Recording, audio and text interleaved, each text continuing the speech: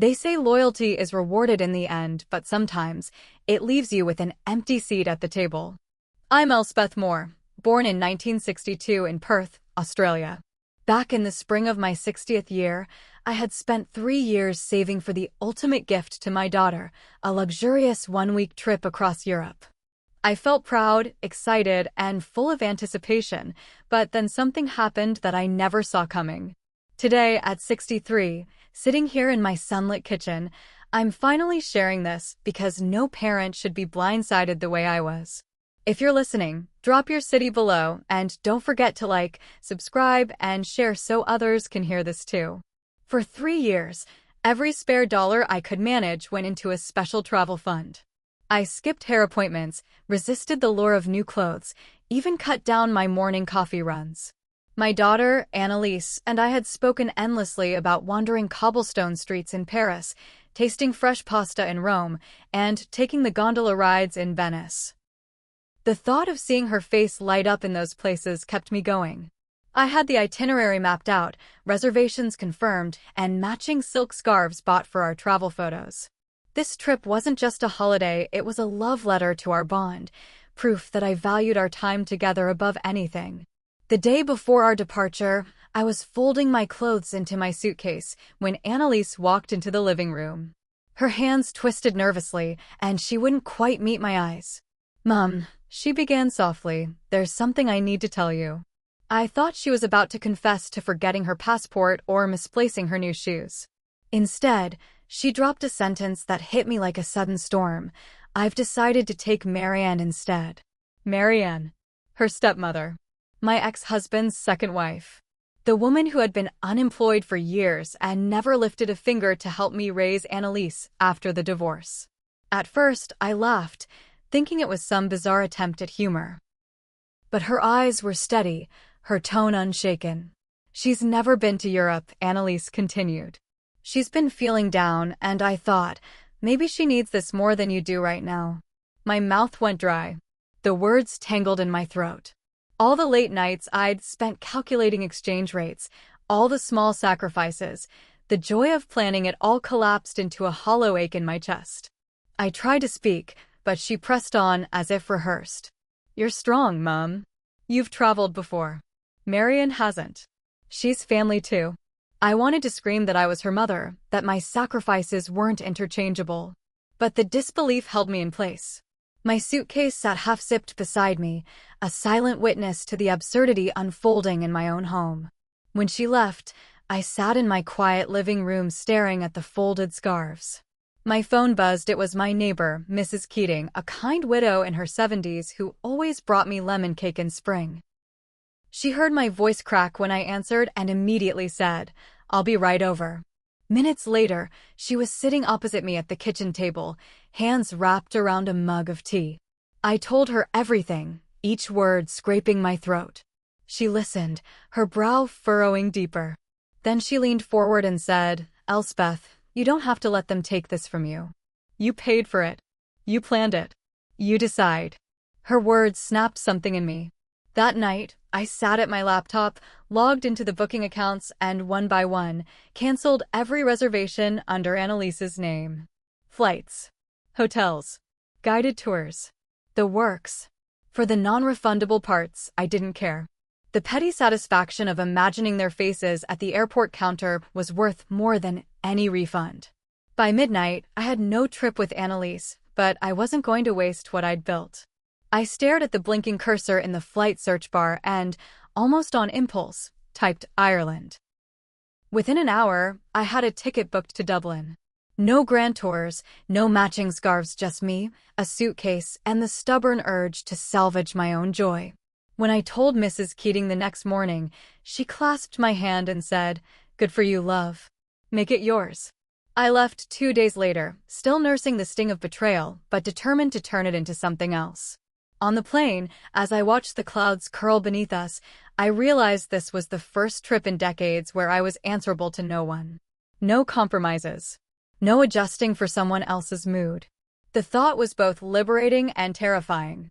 Dublin was damp and green, the kind of green that feels older than time. My little inn in the countryside smelled faintly of peat smoke and lavender. The innkeeper, Rosemary, greeted me with a warmth that felt like balm to my bruised heart. Over breakfast one morning, she introduced me to her cousin Seamus, who offered to take me on a drive along the coastal cliffs. We stood there, the wind whipping my hair, the sea roaring below, and for the first time in weeks I felt light. Each day unfolded without a schedule. I lingered in small bookshops, wandered through farmers' markets, and sat in quiet chapels letting the sunlight through stained glass spill across my hands. In conversations with strangers, I wasn't mom, or ex-wife, or caretaker. I was just Elspeth. And that was enough. Yet, each night when I returned to my little room, I'd think about Annelise. I wondered if she and Marian had shown up at the airport, only to find their plans crumbled. I imagined the phone calls I wasn't answering, the explanations I wasn't ready to give. My anger had cooled into something steadier, resolved. This wasn't about punishing her. It was about teaching both of us that my love had limits, and my generosity wasn't a bottomless well to be taken for granted. By the end of the week, I realized I hadn't thought about what Annelise was doing for hours at a time. My mind was busy with the smell of fresh scones, the laughter of strangers in pubs, and the way the Irish countryside looked when the mist lifted. I was building something new in myself, a space where my happiness didn't hinge on someone else's decisions. When it was finally time to fly home, I didn't feel like the same woman who had sat in her living room clutching silk scarves. I stepped back into my little Perth house with a different posture. Mrs. Keating was waiting at my door with a basket of bread, smiling like she knew something had shifted. I hadn't yet spoken to Annelise, but I knew the conversation was coming. And this time, it wouldn't be me trying to justify why I deserved respect.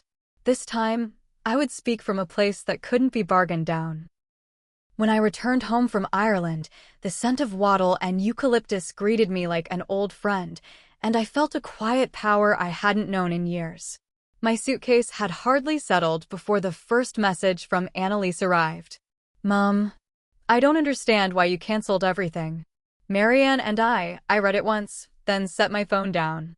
My heart still carried the sting of betrayal, but I realized I wasn't the frantic, pleading mother I had been before. I was steady, and I could choose how to respond. I invited Annelise over a few days later. She arrived with Marianne, both looking slightly embarrassed and uncharacteristically subdued. Marianne avoided my gaze, fidgeting with the strap of her handbag, while Annelise's eyes darted around the living room as though searching for a safe corner.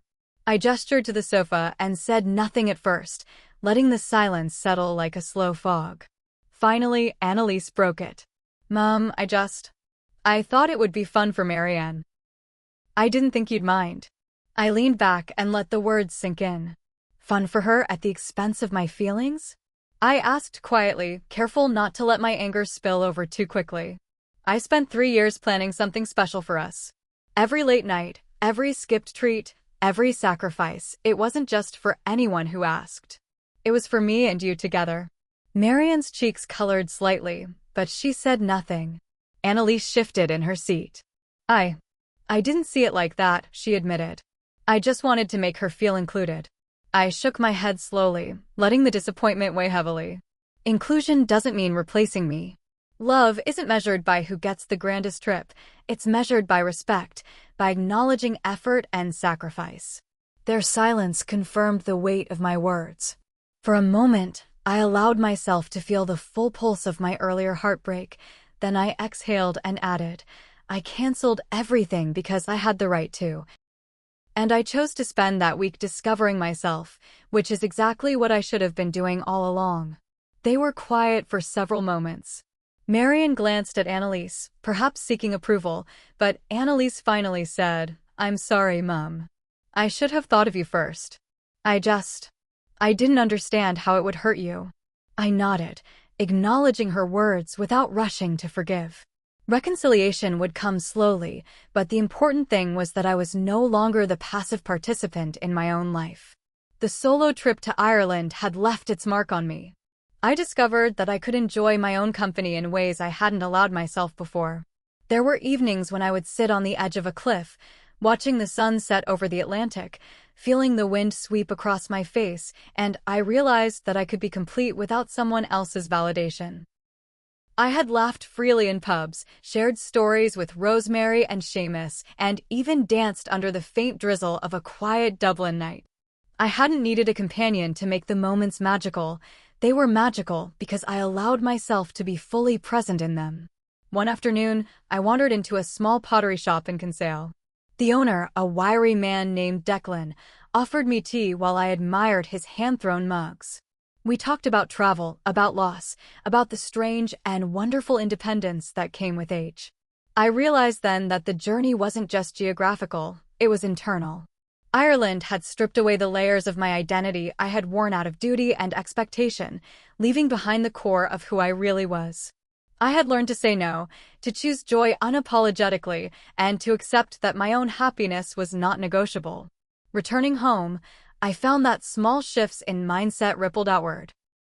I began setting boundaries with Annelise in small ways, deciding when I would help her, when I would offer advice, and when I would simply say no.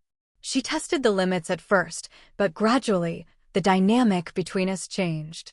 There was still love, but it was balanced with respect, a mutual understanding that my generosity was not infinite and my time was not to be taken lightly.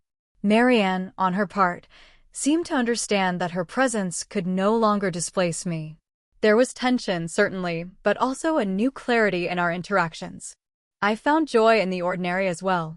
I planted a small garden in my backyard, something I had never taken the time for before. The smell of soil and the soft emergence of shoots reminded me of growth slow, patient, and beautiful when nurtured. I met friends for coffee, explored the art galleries in the city, and even joined a local walking group.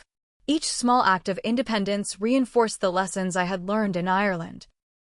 That my worth was not defined by how much I gave, but by how authentically I lived. Months passed, and our family dynamic continued to shift. Annelise would occasionally bring Marianne over, and I learned to navigate those visits with calm and control.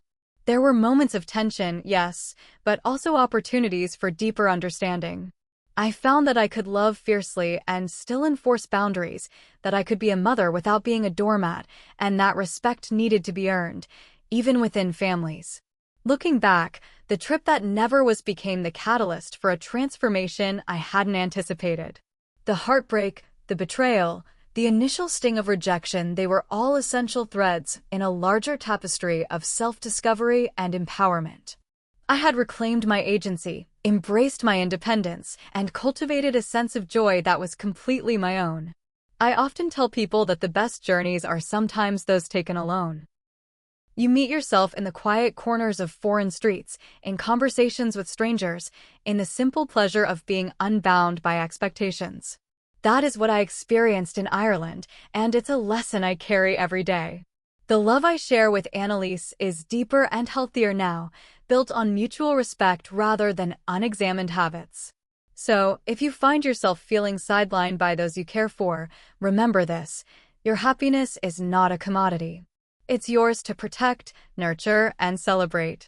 Stand firm in your worth, explore the world in whatever form it takes, and allow yourself to be surprised by the joy of rediscovering your own soul. I did, and the woman I returned as was stronger, freer, and infinitely more alive than the one who had waited in Perth with her suitcase half-packed and her dreams hijacked. Like the wind that sweeps across the cliffs of Kinsale, life moves fast and unrelenting, but it can carry you to places of breathtaking clarity if you trust yourself. I now understand that the love I give is not diminished by boundaries, it is amplified, richer for the self-respect I enforce. Annelise and I are still learning to navigate this new chapter, but for the first time, I feel that our relationship is balanced, honest, and filled with a possibility I had never imagined before my solo adventure. So, to anyone watching this, remember, your joy is yours. Your time is yours. Your adventure is waiting. Step into it unapologetically. Like this video, subscribe to the channel, share with friends, and comment below with your own stories of reclaiming your happiness. Life is too short to let others dictate the value of your dreams. Moral lesson: prioritize self-love, assert boundaries kindly, embrace independence, and seek joy unapologetically. Your happiness is not dependent on others.